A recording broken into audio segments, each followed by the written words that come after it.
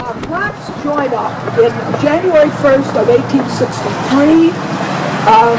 Lincoln signs the Emancipation Proclamation, and for the first time, blacks are allowed into, they're not drafted, but into the war.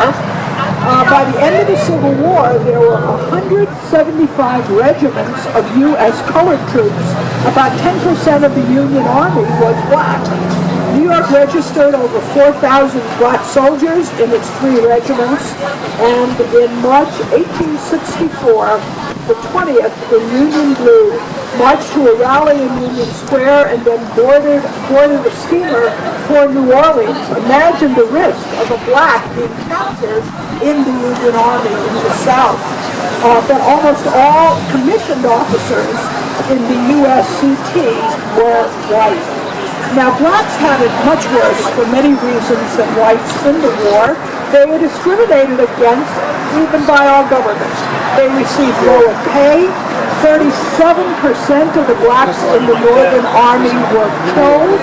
They had dysentery, typhoid, pneumonia, malaria. Smallpox alone killed more than did wounds from guns. Blacks were given inferior food, supplies, medical care, so they had much higher rate of disease than did whites. They were 7 times as likely as whites to get smallpox, because less likely to have even been vaccinated against it. But this is such a wonderful image, one of the New York black regiments got to be at Appomattox Courthouse 150 years ago to see Lee surrender. Imagine what that felt like.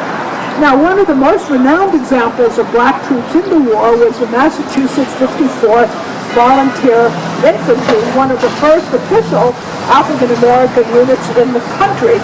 Let's go in the sun and I'll tell you about it.